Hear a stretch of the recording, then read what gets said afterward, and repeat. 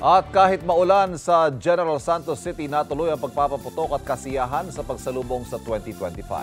Sa Davao City naman, may kani-kanyang pampaingay ang mga residente dahil bawal po ang paputok doon. May unang balita live si Argel Relator ng GMA Regional TV. Argel, Happy New Year!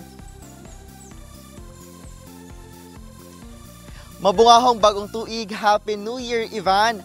Sa ngayon ay kanya-kanyang diskarte ang mga Davaoenyo upang mas maging maingay at masaya ang pagsalubong sa bagong taon sa gitna ng pagpapatupad ng firecracker ban sa lungsod. Samantala, masaya ring sinalubong ng mga residente ang bagong taon sa Tagum City at General Santos City.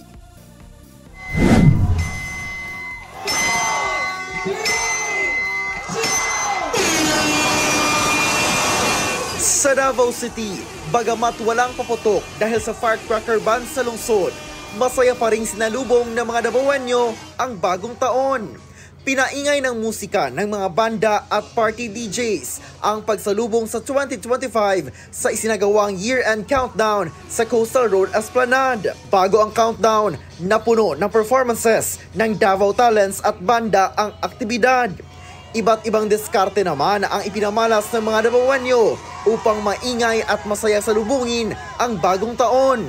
Sa isang barangay, nagsilabasan at nagkumpulan sa gilid ng kalsada ang mga residente upang masayang batiin ang mga dumaraan. Party feels naman na nagsasayawan na ang mga magkakapitbahay na ito.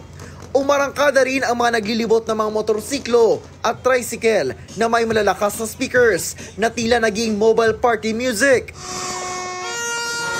Dagdag paingay rin sa pagsalubong ng bagong taon ang mga torotot na nakagawian ng gamitin ng mga bata man o matatanda upang ligtas sa pagsalubong ng bagong taon. Sa Tagum City, Davao del Norte naman,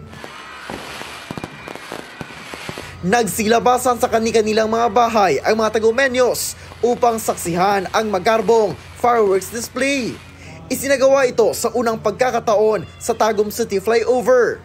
Namangha ang mga Tagumenyo nang magningning ang kalangitan sa fireworks display na tumagal ng 10 minuto.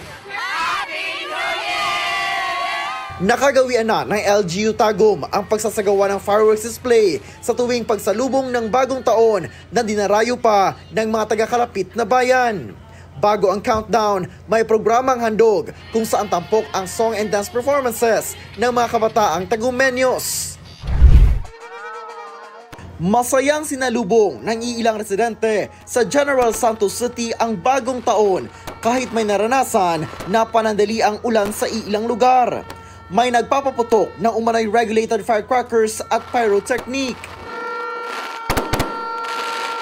Sinabayan din ng mga alternatibong paraan ng pag-iingay tulad ng pagpukpok ng mga kitchen utensil. Ang iba, gumamit ng torotot.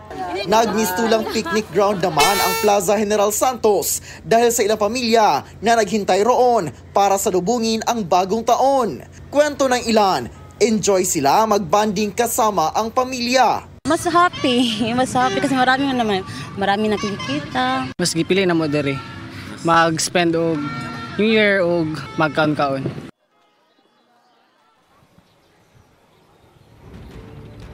Ivan, dito sa Davao City ay walang naitatalang untoward incidents ang Davao City Police Office simula noong Pasko hanggang sa pagsalubong sa bagong taon. Ivan.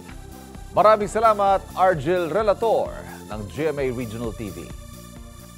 Kapuso, huwag magpapahuli sa latest news and updates. Mag-iuna ka sa balita at mag-subscribe sa YouTube channel ng GMA Integrated News.